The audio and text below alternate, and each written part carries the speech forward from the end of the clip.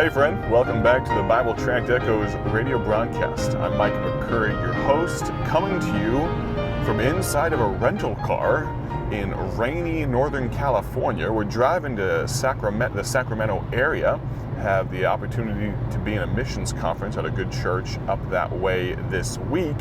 But I appreciate you tuning in to this broadcast. I'm joined by my wife, Miss Rebecca McCurry, and she's so pleased to be along for the ride, and I would rather be next to you than an empty seat.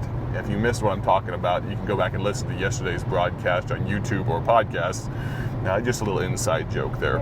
But in all seriousness, I'm guessing there are some people that are wondering why our daughter Emmy isn't with us. We have two girls.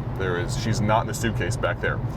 Lucy is in the back seat, and Emmy is all the way back in Illinois with my brother and sister-in-law. She's in kindergarten now, and so she's having an extended sleepover with her cousins, having a wonderful time.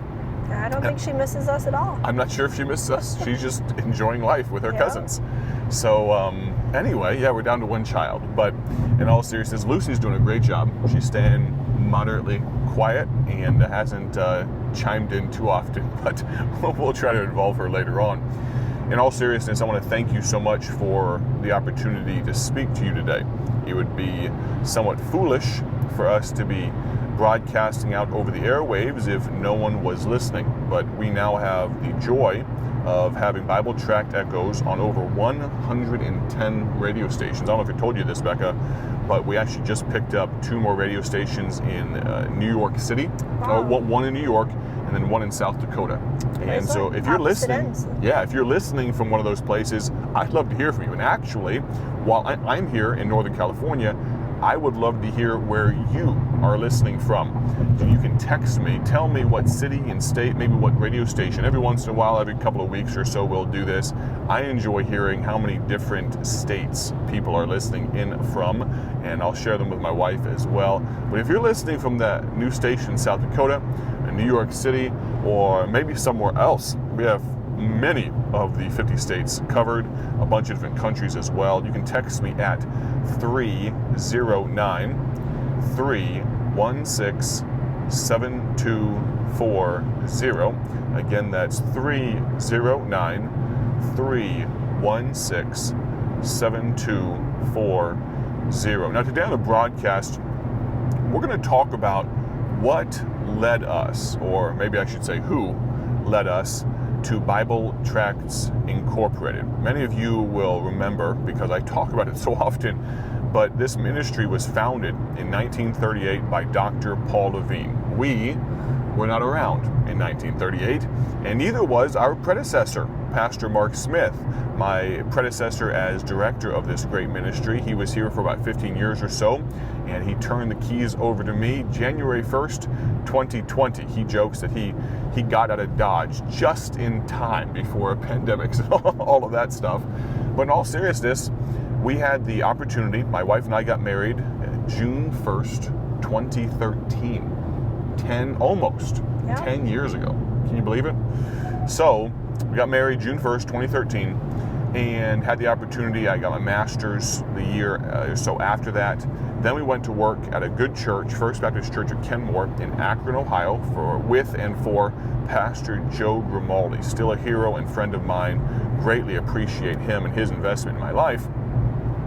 We got to work for him, and right about we'll pick up the story, in early 2018 or thereabouts. Only got about 9 minutes left on the program. We're condensed about 5 years worth of time into about 9 minutes. But early 2018, found out you were with child. We already had one child, Emmy, and Lucy Emmy was about a year old. About a year old, and you were having our second child. But around that same time, you started having some health issues, right? Yep. What was all that about? This is not her favoriteest thing. This is not my wife's favorite thing to talk about. Not because it was just this incredibly traumatic thing, but because she feels like there's so many people that have gone through worse things, right? Everybody has different trials that they go through, and this was a trial for us, and and we definitely see now at the end, God's reason for it all. But, for me, it was a hard thing to go through, and I'm sure my family as well. But there's so many people going through much worse and that have lost family members and loved ones and cancer and, just heartache, that I don't ever want to put her or ourselves up on a pedestal as if we went through the hardest thing of all time. But really, honestly, one of the only things that can convince my wife to talk about it is the fact that there are probably people going through at least something similar to what she went through. So, in short, early 2018, with child, pregnant, and you started having some symptoms. What were some of the things you started dealing with? Okay, so before we found out we were expecting Lucy, I had some numbness and tingling in my legs, and I just felt like my legs weren't strong, like they could give out at any time. We had a house with a bunch of stairs, and Emmy was only about a year old, and so carrying her up and down the stairs a lot, and I just felt like, my legs could give out, and I was scared about dropping her. And we had a dog, and I was worried, like, if the dog bumped into me while I was holding her, that I'd drop her and stuff like that. And after a busy day at church, they just felt really weak. So we went to the doctor days before I found out I was pregnant with Lucy. And they diagnosed it as a very random nerve disease and basically told me it's something that you're going to have to live with. Just take some Tylenol. And I'm trying to figure out how to condense the story. Long story short, I then found out I was pregnant with Lucy. And so they started to kind of blame the pregnancy that, it's pushing on your nerves, and after the pregnancy, if things don't go back to normal, then we'll get you with a neurologist and yada yada. And I just remember the whole time thinking something's not right. I know I have a high pain tolerance, and this is not, something's not right. And Lucy was born on December 28th, and I think I was only in the hospital for about 2 days, and the strength had not returned in my legs. In fact, it started to get worse. And we said, well, all the doctors said it was going to get better after I had the baby, so something's not right.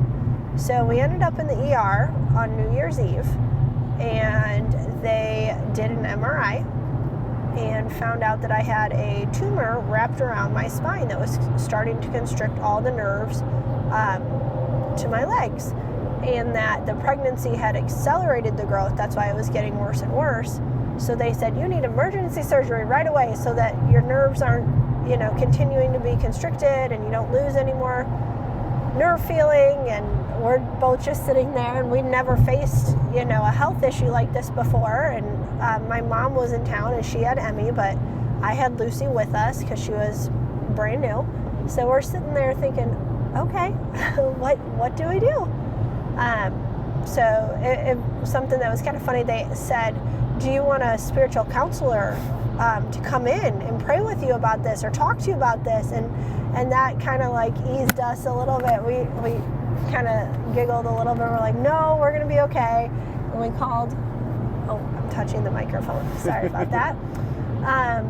We're like, no, we have a pastor. We'll call our pastor. And Micah was the assistant pastor at the church. So I had my assistant pastor with me. So we called our pastor, and he walked us through a couple things and prayed with us. But I just remember when they said, what was going on, part of it was relief. Like, okay, I'm not crazy. I knew something was wrong.